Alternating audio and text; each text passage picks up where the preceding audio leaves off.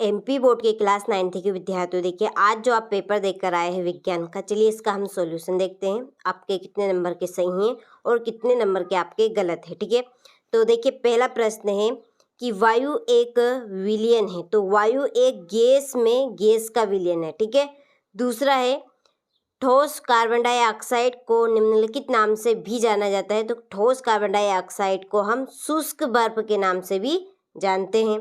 ठीक, तीसरा है मैग्नीशियम क्लोराइड का रासायनिक सूत्र, तो मैग्नीशियम क्लोराइड का रासायनिक सूत्र है MgCl2, इसका आपका ए। ठीक है, इसके बाद में है चौथा, सोडियम का सही इलेक्ट्रॉनिक विन्यास है, तो सोडियम का सही इलेक्ट्रॉनिक विन्यास आपका रहेगा 281। ठीक है, यदि आप इस तरह के करके आए होंगे तो आपके यहाँ पर पूरे सही विकल्प सही है। ठीक है, 100% आपके वही आए हैं जो मैंने आपको बताए थे। चलिए इसके बाद में आप पांचवा देखिए, अस्थि की मैट्रिक्स में पाया जाता है, तो इसका आंसर है कैल्शियम एवं फास्फोरस, बी नंबर वाला। छठा है प्रति इकाई समय में चली गई दूरी को कहते हैं, तो चाल कहते हैं। क्या कहते हैं? चाल। ठीक है, तो ये आपके दोनों को इस तरह के आंसर रहेंगे। ठीक है, यदि आप इन पे टिक करके आए होंगे तो ये आपके सही रहेंगे। इसके नीचे ये आपके इंग्लिश वर्जन वालों के लिए। ठीक है, प्रॉपर क्वेश्चन आपको वही बताए थे जो आपकी परीक्षा में आए हैं। ठीक है, तो चलिए रिक्त स्थानों की पूर्ति कीजिए। पहला आप देखिए कि द्रव के वाष्प में परिवर्तन होने की प्रक्रिया को खालिस्तान कहते हैं। वाष्पीकरण क्या कहेंगे? वाष्पीकरण।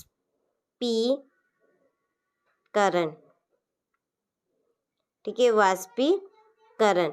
दूसरा है दूध एक खालिस्तान विलयन है। दूध कैसा विलयन है? तो कोलाइड। कौन सा है? कोलाइड। इसमें आएगा आपका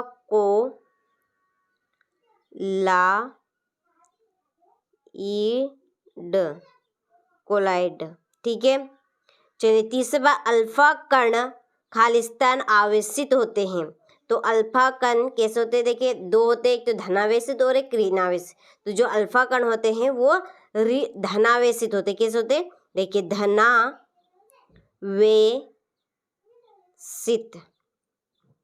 धनावेशित। ठीक है, तो इस तरह के यदि आप रिक्त स्थान कंप्लीट करके आए होंगे तो आपके एकदम सही है। ठीक है, चौथा आप देखिए, रिक्तिकाएं खालिस्तान कोशिका में पाई जाती है, तो रिक्तिकाएं पादप में पाई जाती है। किसमें? पादप। इसका आंसर रहेगा आपका पादप। पांचवा है विस्थापन का एसआई मात्रक खालिस्तान है, तो विस्थापन का एसआई मात्रक है मीटर। क्या रहेगा?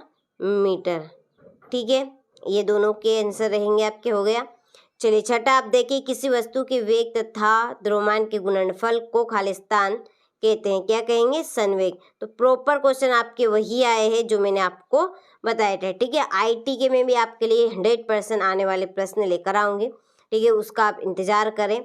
चलिए इसके बाद में ये आपके इंग्लिश वर्जन वालों के लिए।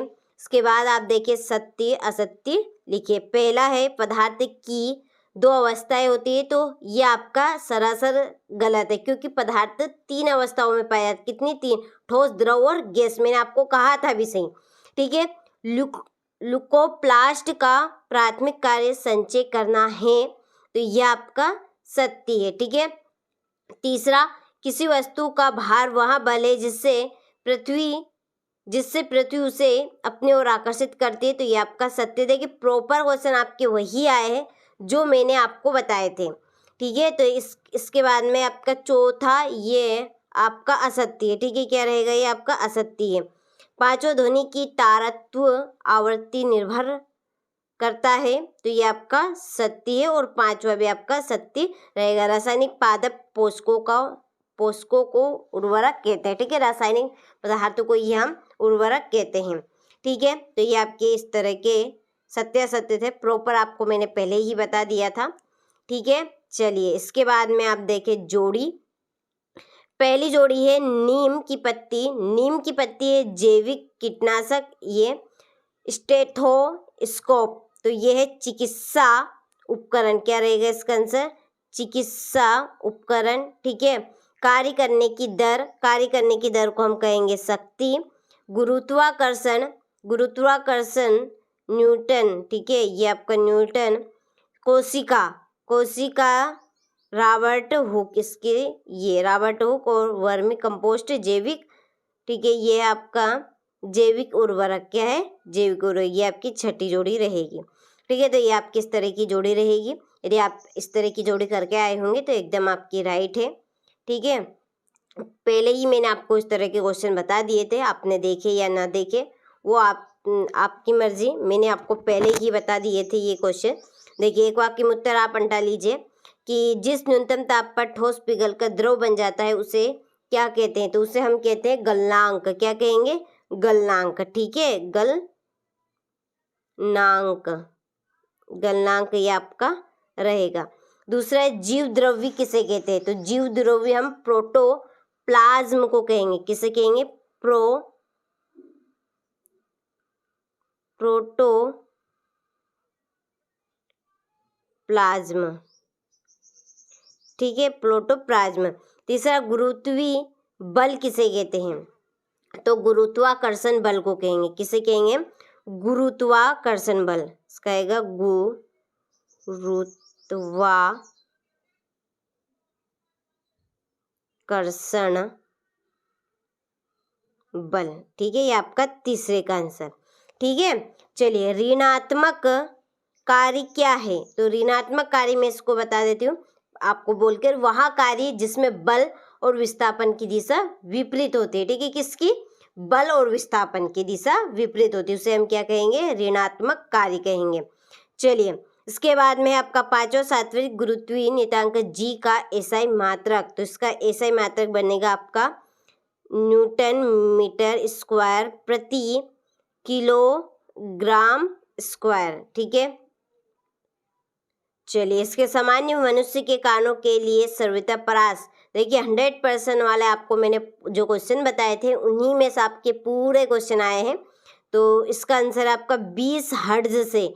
ठीक है, ये मैंने कहा था कर लीजिएगा, 20 हर्ट्ज से आपका रहेगा 20,000 हर्ट्ज तक। कहाँ तक, 20,000 हर्ट्ज तक। ठीक है, ये आपका 20,000 हर्ट्ज। तो यदि आप इस तरह के सही एक वाक्य में उत्तर करके आए होंगे तो एकदम आपके राइट है। ठीक है, चलिए अब बढ़ते हैं क्वेश्चन की ओर। आप क्वेश्चन का मिलान करें, कितने क्वेश्चन आपके आए हैं जो मैंने आपको बताए थे। तो देखिए यहाँ पर छठा है एलपीजी एवं सीएनजी का पूर्ण रूप आपको लिखना है, निलंबन के कोई दो गुणधर्म लिखिए।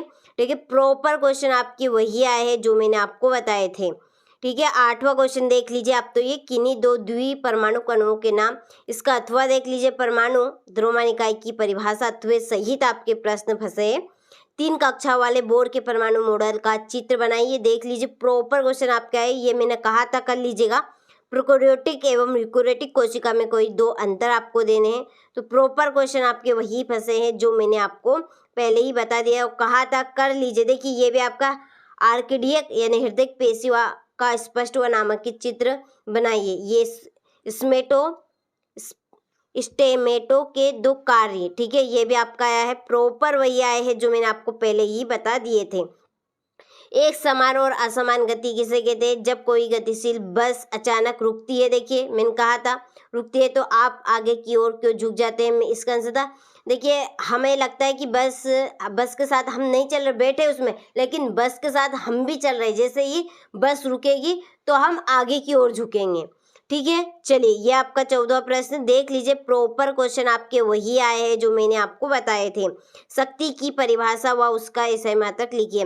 देखिए आप आईटी के पेपर में ये गलती मत कीजिएगा, आईटी के पूरे प्रॉपर क्वेश्चन आप देख लीजिएगा जो मैं आपको बताऊंगी। 100% आने वाले ही क्वेश्चन मैं आपको बताती हूँ। और देखिए आप देखिए यहाँ पर ये क्वेश्चन है, आयनिक तथा आणविक यौगिक क्या होते हैं, उदाहरण सहित आपको स्पष्ट करना है।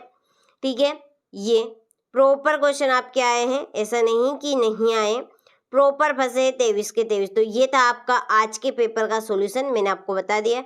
और वैसे तो ये पेपर मैंने आपको पहले ही सोल्व करा दिया है 6 सेटों में। ठीक है, तो अच्छे से आप कंप्लीट करके आए होंगे सारे क्वेश्चनों को, आशा करती हूँ। तो ये था आज का आपका पेपर विज्ञान का जो मैं आपको सॉल्यूशन के साथ में बता दिया। ठीक है।